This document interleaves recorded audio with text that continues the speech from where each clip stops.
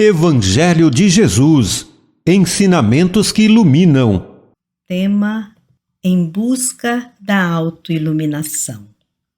As obras: o Evangelho segundo o Espiritismo, por Allan Kardec, e o livro Refletindo a Alma, a Psicologia Espírita, de Joana de Ângeles. Psicografia de Divaldo Franco. Capítulo 2. As reflexões com Cláudio Sinotti. Iniciamos as nossas reflexões com um breve trecho do capítulo 17 de O Evangelho segundo o Espiritismo. Sede perfeitos. Em que consiste a perfeição? Jesus ensina em amarmos os nossos inimigos, em fazermos o bem aos que nos odeiam, em orarmos pelos que nos perseguem. Mostra ele, desse modo, que a essência da perfeição é a caridade na sua mais ampla acepção, porque implica a prática de todas as outras virtudes.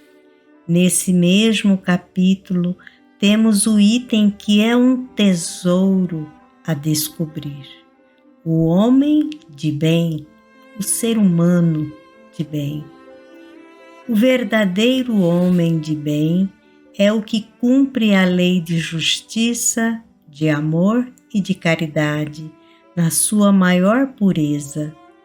Se ele interroga a consciência sobre seus próprios atos, a si mesmo perguntará se violou essa lei, se não praticou o mal, se fez todo o bem que podia, se desprezou voluntariamente alguma ocasião de ser útil, se ninguém tem qualquer queixa dele.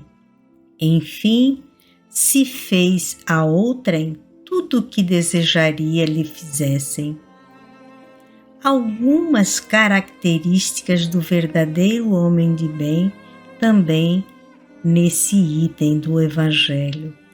Sabe que todas as vicissitudes da vida, todas as dores, todas as decepções são provas ou expiações, e as aceita sem murmurar. Possuído do sentimento de caridade e de amor ao próximo, faz o bem pelo bem, sem esperar paga alguma. Retribui o mal com o bem, toma a defesa do fraco contra o forte.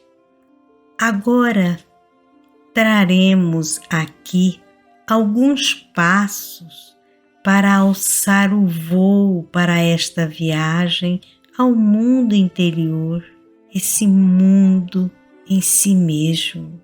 O caminho apresentado pela benfeitora Joana de Ângeles é o aprender a conhecer-se, identificar em si mesmo as imperfeições que impedem, dificultam a praticar as virtudes que caracterizam o homem de bem.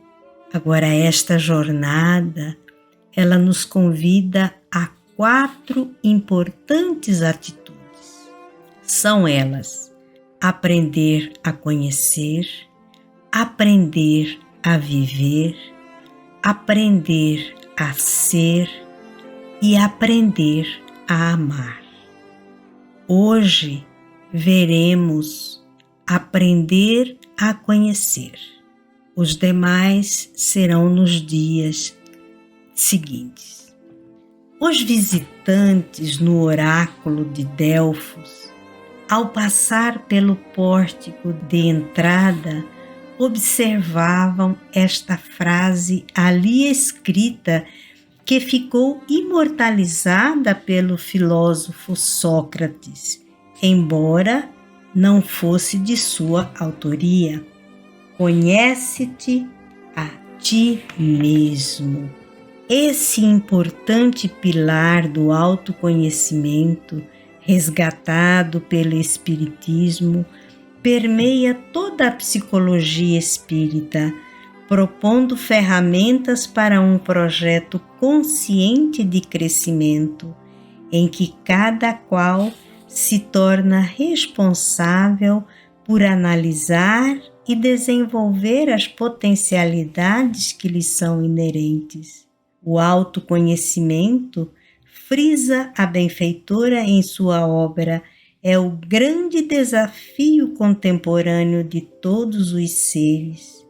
Existe uma sede muito grande pela realização externa, pelas metas do ego, e normalmente são negligenciadas as metas internas de crescimento.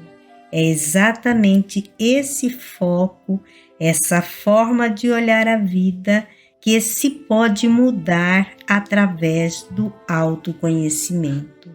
Por isso mesmo, o autodescobrimento tem por finalidade conscientizar a pessoa a respeito do que necessita, de como realizá-lo e quando dar início à nova fase. Mas de que forma fazê-lo? Claro que não existe uma resposta pronta, um caminho único a seguir. Existem, entretanto, diversas ferramentas que podem propiciar o autoencontro.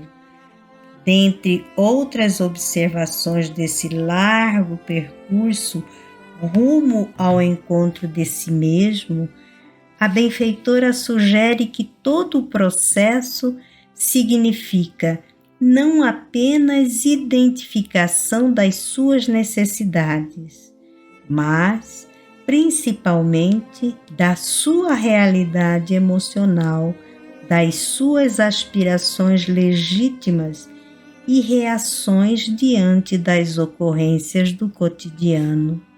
Para que seja identificada a realidade emocional, deve-se passar à autoobservação, examinando-se o comportamento interior, as ambições e experiências, para descobrir-se que há um mundo íntimo, vibrante, sensível, aguardando. É todo um processo de autoanálise que proporciona um conhecimento consciente das ocorrências psicológicas, que sem um olhar atento passam muitas vezes despercebidas pelo ego. O homem gosta de acreditar-se senhor da sua alma, mas enquanto for incapaz de controlar os seus humores e emoções, ou de se tornar consciente das inúmeras maneiras secretas pelas quais os fatores inconscientes se insinuam nos seus projetos e decisões, certamente não é o seu dono.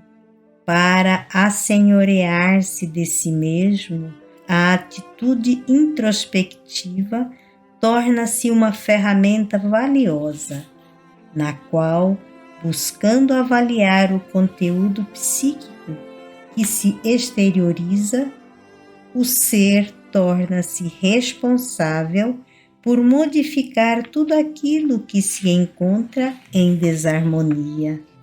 Um dos maiores desafios no processo do autoconhecimento é o encontro com a sombra, aquela parte negada, assim como desconhecida da personalidade. Tudo o que negamos em nós, mas que permanece atuante de forma inconsciente, tudo o que não aceitamos, mas que a nossa natureza teima em revelar, mas também as potencialidades nem sequer imaginadas, que ainda não foram ativadas na personalidade, constituem nossa sombra, cujo grande desafio não é derrotá-la, mas integrá-la de forma consciente e harmônica em nossa personalidade. Então, este é o convite que a nossa querida benfeitora nos faz para uma viagem para dentro de nós mesmos. Então, uma boa jornada para todos nós. E amanhã veremos o próximo item: aprender a viver. Muita paz, muita luz, com as bênçãos de Jesus e Maria Santíssima.